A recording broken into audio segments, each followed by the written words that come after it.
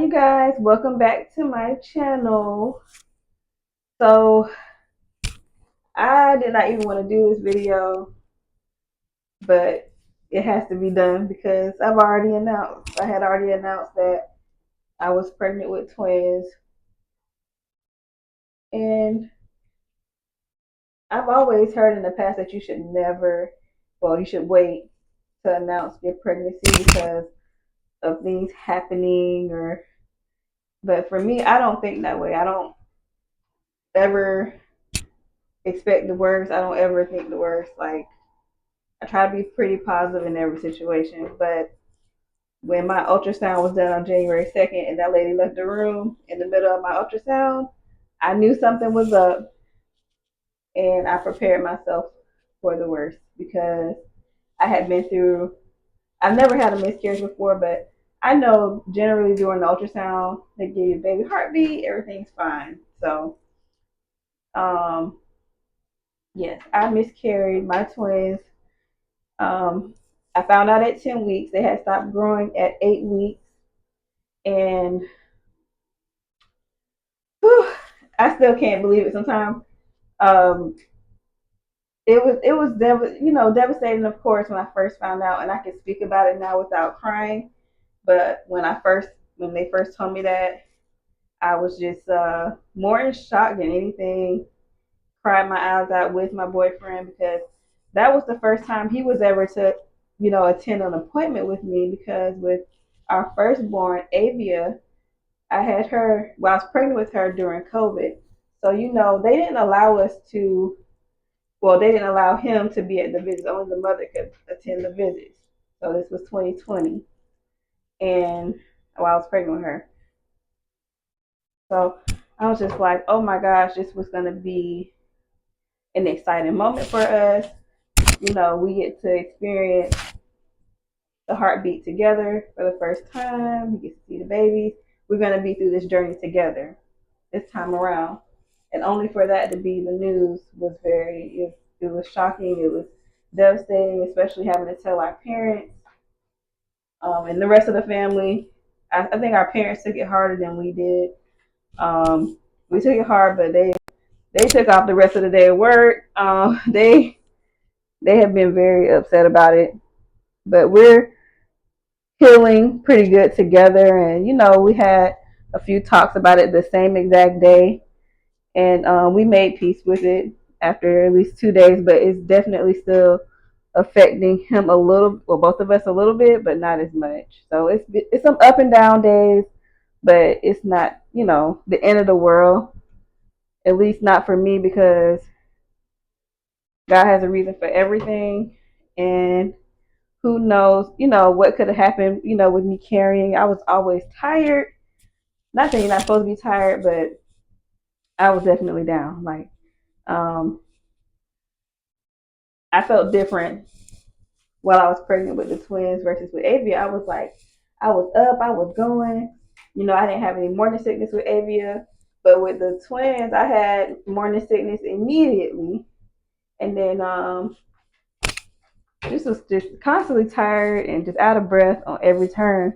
And I was thinking to myself, I was like, oh my gosh, if I'm feeling this way already, where am I going to be at 12 weeks? You know? So I think maybe there's something going on. They say not to blame yourself, and I'm not blaming myself, but there probably is something underlying going on with my body that I don't know about, and I do want to find out what it is. Because prior to me even getting pregnant, I was on a wellness journey slash weight loss journey, but I didn't. Um, and I've been trying to find out something. I've been going to the doctor trying to find out about some things that's been going on in my body in general. So there probably is something underlying going on, and those babies probably were my angels to save my life. To say, hey, there is something deeper going on. Let's find out what it is. And it's prompting the doctors to do an extensive blood panel test to find out if there's any underlying issues going on with me. So, that's how I'm looking at it because it could have been worse. And I know women that have been through worse, and my heart go out to those women that have faced, or that have carried even longer than me and have, lost the baby, stillbirths, and all of that. So I think God was, protecting me, watching out for me, and um, that's how I'm healing through it. That's how I'm getting through it. Honestly, a lot of people are like, oh, you're being so strong about it, and I have no choice but to be. I still have Avia to raise, and I know the day will come, the time will come. If it's meant for me to have another baby or babies, it will. And it's definitely showed me like, girl, you can get pregnant with twins, because I was shocked to be pregnant, but to find out that there were two in there was even more shocking. So I'm I'm dealing with it, the best way I can. So I've been taking long walks, whether it's by myself or with family. Of course, everyone wants to take you out to eat. The last thing you need to do. But and the first few days I laid around a lot, which wasn't good for me. But I probably needed that time to, process what I've been told. Because I definitely went through the denial stage where I was like, no, there's no way that they didn't find a heartbeat. I was like, oh, I want a second opinion. I was angry. I was like, oh no, you're not telling me. I no, these babies are still in here. I very much felt pregnant. I still felt pregnant. So I was definitely in denial. Me and my mom were like, oh no, we're gonna find another doctor. We were going off. We were like, how the hell? We was like, no.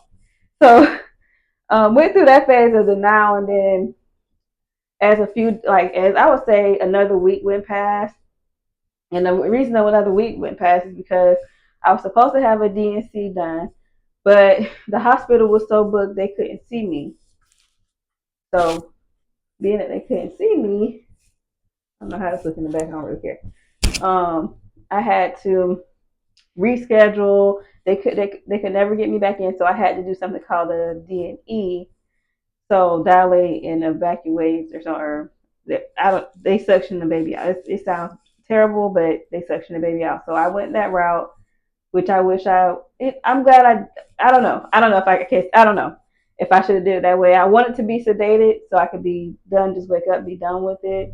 But I think I got more closure because I was able to see them suctioning them out. I know a lot of people was not strong enough to even sit through that, but it gave me the closure I needed. That okay, yes, these babies are really leaving you. They're really gone. This it really gave me the peace of mind that I needed to get through this. And I can talk through to it. Like I said, I could talk through it now because I've had the procedure done to have them removed. I've already got the news. I've went through the crying and most of the healing. I've cried, so many tears to where now I could talk about it and share my experience with other women that may have gone through this. But yeah, it's definitely hard to process, especially in the beginning. I went through the denial phase of not believing that it was true because I still felt pregnant. Your hormones still feel pregnant. And then after a week, like I said, that's when I started noticing, like, okay, no, I'm not pregnant anymore. It's okay. Um, and then they were nice enough to show me, baby B was already kind of like, I don't want to say deteriorated, but kind of more tissue than formed than before. And baby A was still holding on. So my body wasn't even recognizing the miscarriage. My baby saved my life. I still have the pictures of them, keeping them in a box that has a picture of me, Avia, and her dad. And keep it in that box and hold it close. And it's gonna always be my keepsake. Decided to put the pictures in the sonograms of the twins in here because this box is very special to me. My daughter thinks it's her box, but I'm like, girl, this is mine. She's like, oh, it's my box, my surprise box. But I just want to show you the box real quick. It has a picture of me and my man and our baby and us. But yeah, hey look, shout out to Syndicate. I'm not sponsored by them, but it had a little cake in here and everything, surprised me and everything. But it was a nice surprise. I love this box. I want more boxes in the future. If you hear me, baby, I want more boxes like this. But I am going to keep the babies in this box to remember them by. This was baby A. And where's baby B? Baby B's always hiding. Baby B. And that's like a better one of Baby B. But at 8 weeks, that's when I was 8 weeks pregnant. And they had got a picture of both of them at one point. Here's both of them, baby A and B. But yes, I am going to keep them in this box